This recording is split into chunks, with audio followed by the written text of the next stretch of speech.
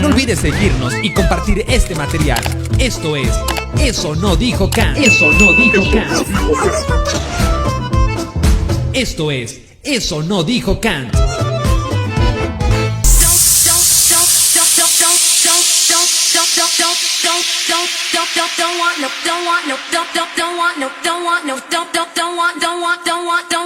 Don't want no short dick man. Teeny weeny shriveled little short dick man. Don't want eeny weeny teeny weeny shriveled little short dick man. Hola, ¿cómo están? Me da mucho gusto saludarles. Yo soy Edgar Pacheco y el día de hoy vamos a hablar de la feminización del cristianismo. ¡Comenzamos!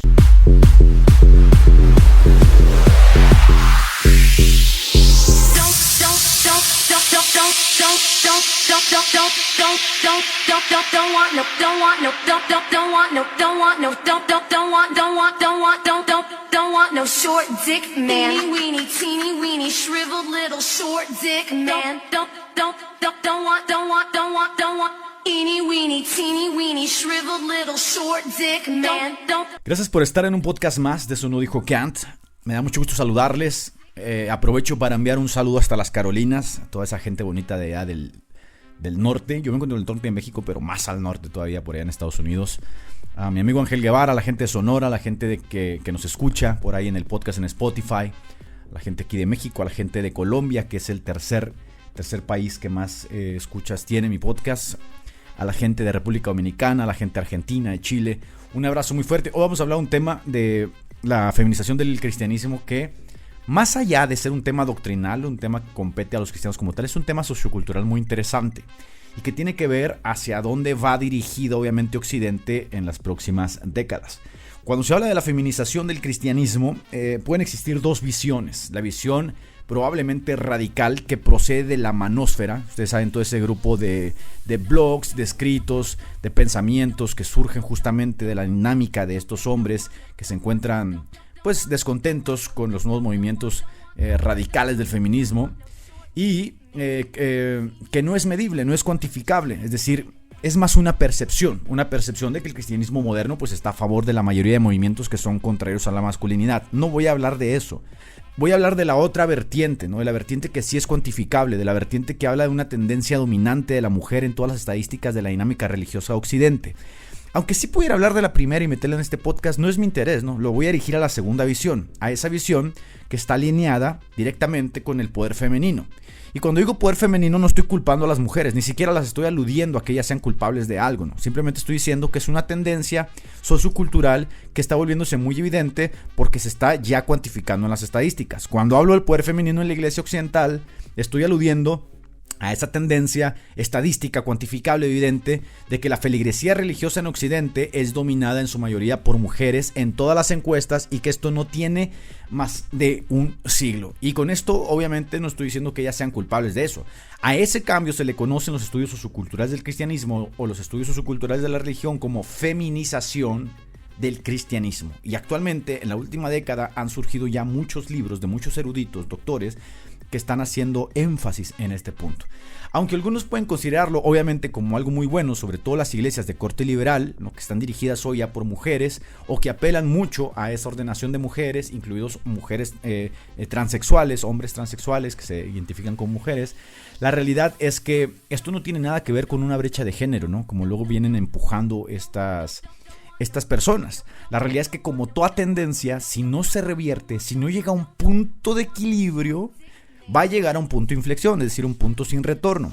Si la tendencia de la dinámica religiosa sigue favoreciendo a las mujeres como marcan las estadísticas, pues para el 2050, según las estadísticas, el cristianismo va a ser una religión femenina o predominantemente femenina, mientras que el Islam, que triplica su crecimiento cada año, pues será una religión predominantemente masculina.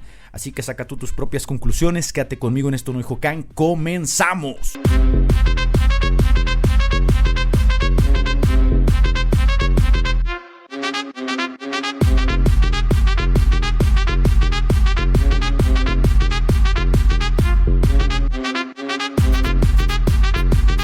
Ahora bien, ¿qué cosas no significa este podcast? Este podcast no significa que las mujeres no sirven en las iglesias. Este podcast no significa que hay una diferencia ontológica entre hombres y mujeres, que el hombre valga más que la mujer, para nada. Este podcast no significa que la espiritualidad de los hombres es mejor que la de las mujeres, no. Y este podcast no significa tampoco que el pastorado femenino está acabando con el cristianismo. Si tú quieres escuchar un tema acerca del pastorado femenino, te dejo con uno de nuestros capítulos de Jesús no dijo eso aquí. Este podcast está simplemente alineado con esa visión sociocultural de lo que está sucediendo en Occidente. Los datos de este podcast en específico los tomé de 3 libros. El primero de ellos se llama ¿Por qué los hombres odian ir a la iglesia?, del Dr. David Monroe. La segunda lo tomé de La iglesia impotente, la feminación del cristianismo, del Dr. John Puddles. Y la tercera la tomé de Hombres en casa, mujeres en la iglesia, del Dr. Alan Carson, que también es misionero y que hizo un estudio impresionante en la mayoría de las iglesias de Centroamérica. Ellos, como muchos otros, han sido testigos de un fenómeno que al parecer empieza a ser cada vez más evidente, y en la última década pues ha traído ya la atención de muchos eruditos. Y es que no importa a cuál iglesia occidental tú le pongas el ojo, incluido el catolicismo romano, la dinámica religiosa en la iglesia occidental es dominada hoy por mujeres. Y voy a citar textualmente al Dr. William Craig, que es otro de los grandes referentes del cristianismo actual, que dice: mi afirmación es que la iglesia se está convirtiendo más y más femenina. Lo que quiero decir con esto es que los servicios y los programas de la iglesia están en gran parte basados en factores emocionales y relacionales que atraen más a las mujeres que a los hombres, y que en ningún otro lugar esta feminización es más evidente que en la música contemporánea de adoración. Después de haber hablado con algunos de nuestros jóvenes, encuentro que muchos de ellos están apagados a causa de esos sensibles servicios de adoración y prefieren básicamente no asistir. Eso dice el Dr. William Craig, que es uno de los referentes del cristianismo actual en la apologética. Ahora bien, el investigador Kirk Haywright analizó más de 14,000 congregaciones en toda América. O sea, este no es un fenómeno de Estados Unidos, en toda América. Y encontró un fuerte vínculo estadístico entre la falta de hombres y el declive de la iglesia.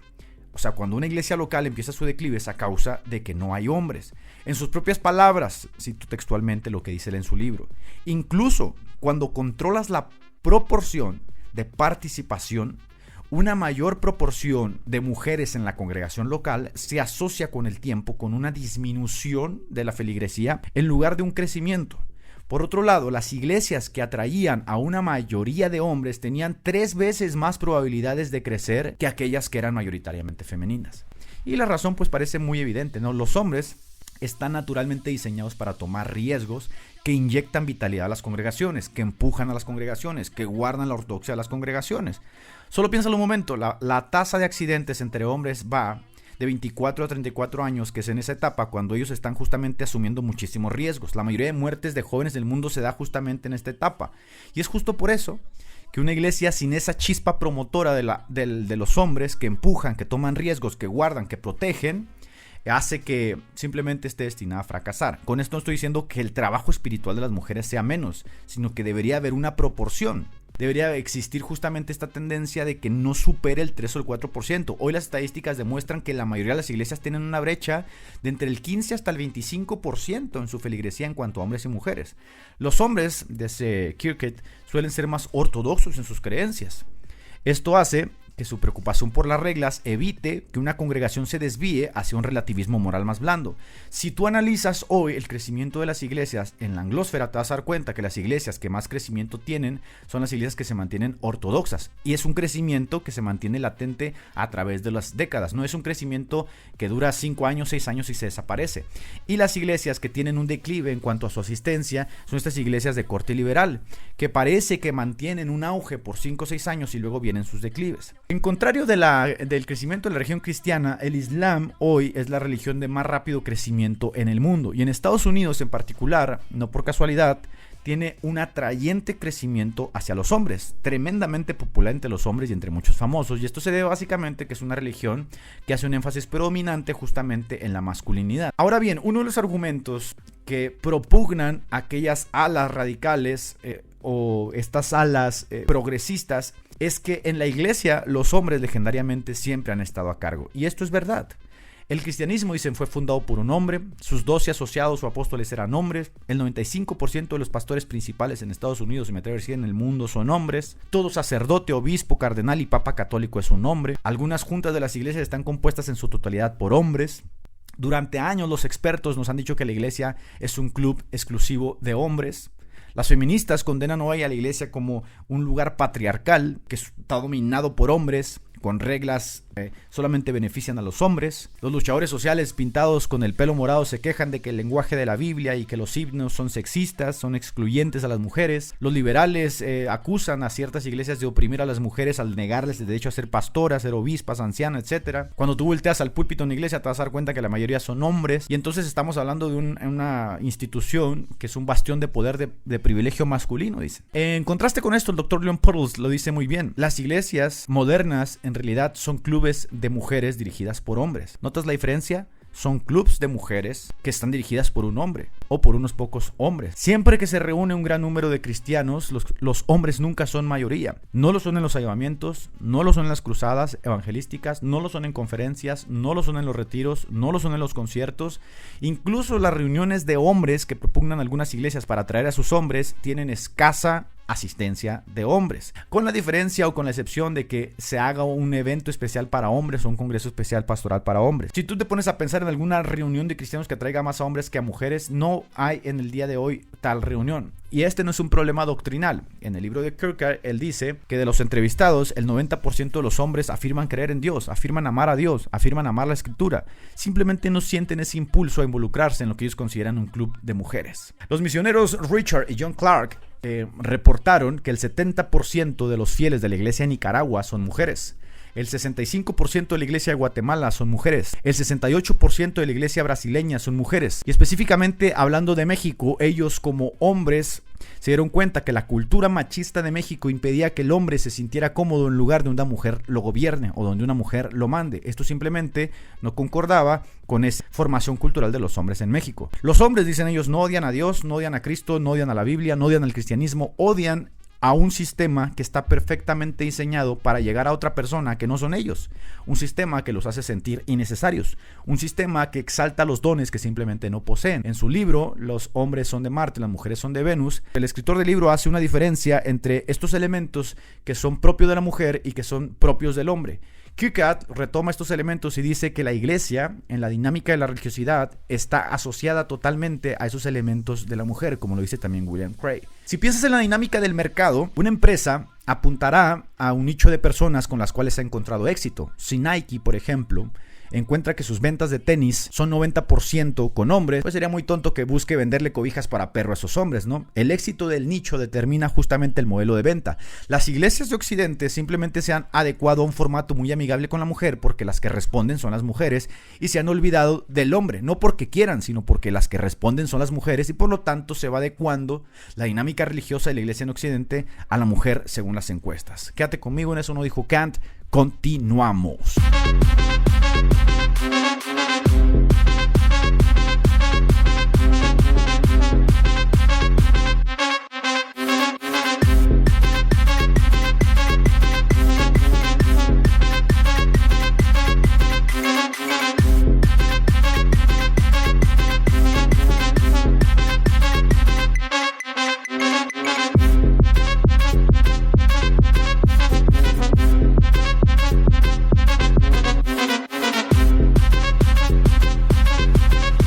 Bien, el secularismo y el Islam se han adaptado de una forma impresionante, formidablemente al hombre. En su libro El futuro del Islam, Abu Said afirma que uno de los éxitos del Islam se debe a que no ha permitido reformas considerables objeto de la modernidad. Esto significa que no ha permitido que la modernidad meta sus manos y los moldee. Y esto ha ayudado justamente a que se mantenga como una religión de mayoría masculina. El último intento de hacerlo se dio en los años 70 y no tuvo éxito. Compare eso con las miles y miles de fragmentaciones y de reformas que sufren las iglesias evangélicas y cristianas en Occidente cada año. Obviamente reformas que las han llevado incluso a ordenar hombres transexuales que se identifican como mujeres. El secularismo, por su parte, ha hecho que la mayoría de los hombres europeos encuentren a la religión como innecesaria. Su desencanto, el desencanto que tienen a la institución, ha hecho que vean a la religión como algo troglodita. Y esta postura de indiferencia, esta postura de apateísmo, pues ha hecho que los pocos hombres que asisten a las iglesias tomen una posición pasiva, una posición hacia adentro, de refugio, introspección, y no como es clásico de los hombres, ¿no? Una postura militante que avanza, que empuja, que toma riesgos. Aquí voy a citar específicamente lo que dice el Dr. Puddles en referencia a esto. Faltan hombres, dice. Faltan hombres altamente masculinos que puedan tomar el control y empujar contracorriente. Lo que he encontrado en mi análisis y estadísticas es que los hombres que están en las iglesias modernas han sido forzados a tomar una posición menos masculina de lo normal. En este tenor, la iglesia es sumamente amigable con hombres mansos, artísticos y liberales que suelen ser menos masculinos que el promedio. Por su parte, los psicólogos Lewis Terman y Catherine Cox han aplicado miles de encuestas a lo ancho y largo de la feligresía de Estados Unidos y notaron que la gran mayoría de hombres y mujeres que asisten a una iglesia evangélica consideran como primordial la alabanza y la adoración, mientras que menos de la mitad de los hombres respondían que lo esencial era el sermón. Y esto estaba en concordancia con lo que afirma el Dr. William Craig, ¿no? Que dice que vio un éxito significativo con los hombres de su iglesia cuando se dedicó a crear grupos de apologética, es decir, el enfoque racional con los hombres tendía a ser más efectivo. El Dr. Kicker, por su parte, cita un estudio publicado en el The Journal for the Science of Religion que encontró que los hombres homosexuales eran significativamente más militantes en organizaciones religiosas como el cristianismo en comparación con las mujeres. Es decir, aquellos que están promoviendo los cambios a favor de las iglesias inclusivas, homosexuales o femeninas, pues son hombres homosexuales, hombres femeninos, lo cual confirma la tesis del Dr. Morrow de que son los hombres los que normalmente asumen el riesgo de empujar militantemente hacia adelante. Y en la iglesia, los homosexuales, hombres, tienden a tomar esta militancia que los hombres han dejado, el hueco que los hombres han dejado legendariamente en el último siglo. La respuesta femenina suave, dice el Dr. Morrow, la respuesta suave a los problemas se mantiene como una forma universal para tratar las crisis de la iglesia. Por lo menos así ha sido en las últimas décadas. Un pastor asegura que en una ocasión un niño llegó con un ojo morado a la escuela dominical. Cuando le preguntaron al niño qué había pasado, el niño contestó: un bravucón estaba molestando a mi hermana, así que tuve que pelear con él. El pastor, muy emocionado, felicitó al niño y le dio $1 de regalo. Cuando la voz se corrió de lo que el pastor había hecho, el pastor fue despedido, puesto que la forma de solucionar los problemas siempre es la forma suave, siempre es la forma femenina. Por lo menos ha sido así en la última década. Es decir, aunque el pastor estaba atrapado entre los dos imperativos bíblicos, dar la otra mejilla y defender a los débiles, uno suave, el otro duro, la iglesia feminizada obviamente no tolera el aspecto duro, y el aspecto duro convenientemente es de los hombres, y tolera por su parte el aspecto femenino. Este problema de la feminización de la iglesia se viene gestando desde el siglo pasado. Obviamente hoy estamos en un punto crítico, pero en el siglo pasado surgió un movimiento muy interesante llamado el cristianismo musculoso, que intentaba justamente responder a esta feminización que se daba en la iglesia, o por lo menos esta percepción que se tenía de esta feminización entre la iglesia, entre los hombres.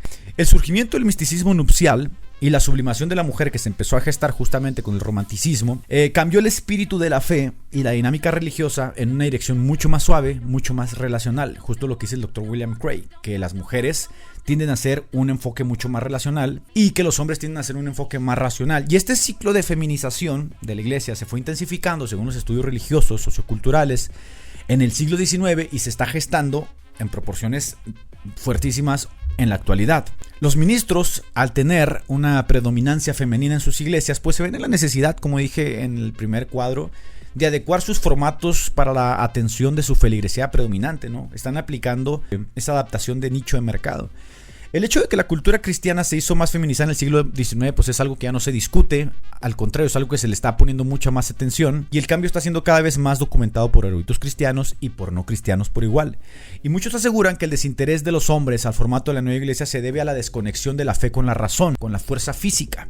Es decir, demasiada división entre cuerpo y alma. Por ejemplo, en el siglo XIX, con la clara intención de desarrollar aptitudes varoniles a los jóvenes cristianos, se desarrolló en Inglaterra un movimiento que se denominó justo así, el movimiento cristiano musculoso, que tenía entre sus aristas pues la creencia en el deber patriótico, la disciplina, el sacrificio, la virilidad y la belleza moral, o sea, el honor, la virtud, que intentaba reconciliar, entre otras cosas, ese cristianismo con la razón, con las virtudes legendarias que el cristianismo ha propugnado, y encontrar una suerte de sinergia entre su fe y los elementos de la masculinidad primordial. El movimiento, lamentablemente, pues nunca fue organizado oficialmente, no fue encabezado por alguna persona, sino que fue una tendencia cultural que intentaba revertir, ¿no? De forma reticente se manifestaba de diferentes maneras y fue apoyada por varias figuras a lo largo de todo el siglo XIX y XX, pero nunca se organizó. Entonces entendía que la vida espiritual debía ser complementaria a todas las necesidades humanas y no ser solamente algo de la iglesia, o sea, de ir a cantar un domingo, levantar las manos y luego volver a la vida, ¿no? Sino que la vida espiritual debía complementarse, y con ello surgiera un verdadero humanismo, pero que este humanismo estuviera ad hoc con la masculinidad.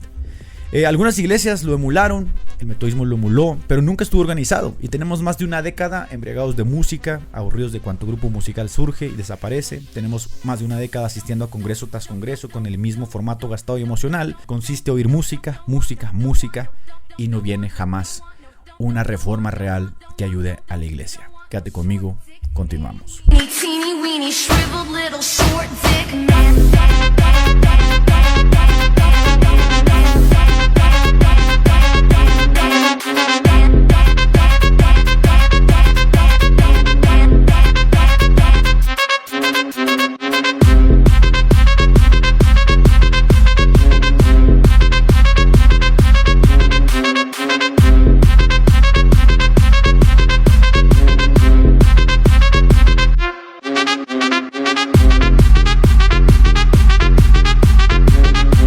Ahora bien, para cerrar este capítulo, piense un momento, teniendo en cuenta que la iglesia moderna incentiva de forma tácita o inconsciente el violar ciertos códigos de la masculinidad y fomenta ese formato femenino en su lugar, pues es natural que muchos hombres se sientan atomizados en medio de los cultos modernos e incluso se sientan invadidos en medio de sus emociones.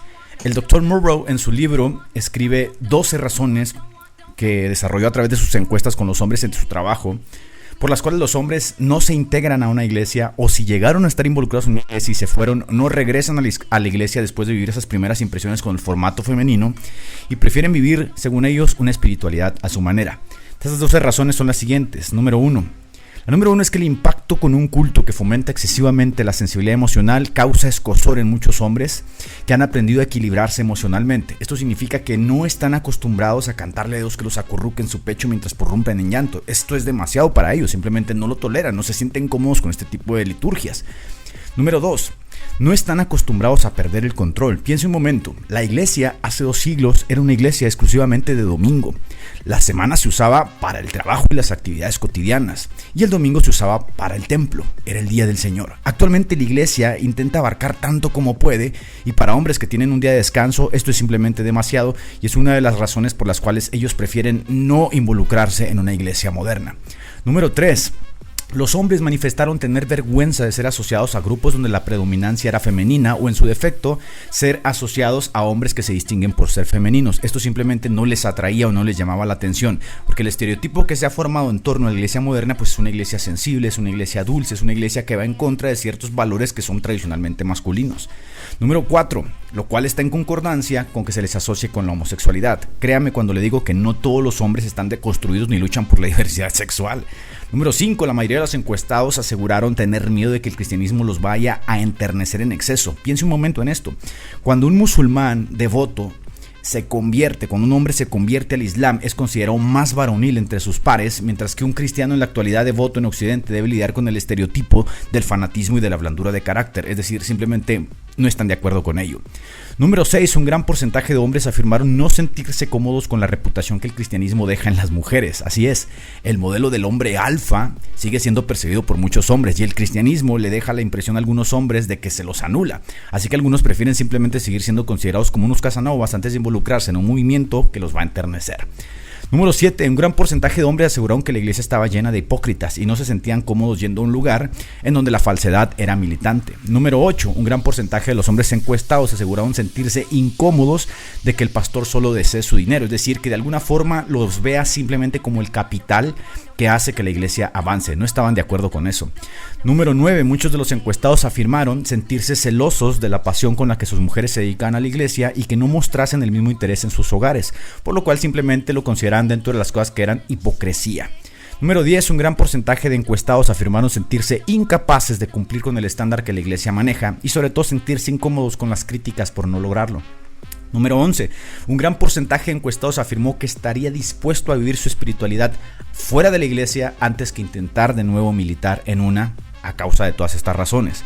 Y número 12, y creo que es una que mencioné más arriba, muchos no estaban de acuerdo con la idea de ser liderados por una mujer, simplemente no estaban de acuerdo que una mujer les ordenara o dirigiera su vida espiritual. Piense un momento, los hombres permitimos o estamos de acuerdo en que un hombre fuerte o el hombre fuerte nos dirija. Es algo incorporado a nosotros por la naturaleza, el hombre alfa, el hombre que tiene el poder para hacerlo.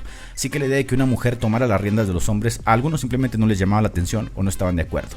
Muchas de estas consideraciones pueden ser exageradas, lo sé, pero otras quizá pueden estar mucho en lo cierto. Piensa un momento en lo que dijo Pedro acerca, por ejemplo, de la esposa que es capaz de ganarse a su marido con el testimonio.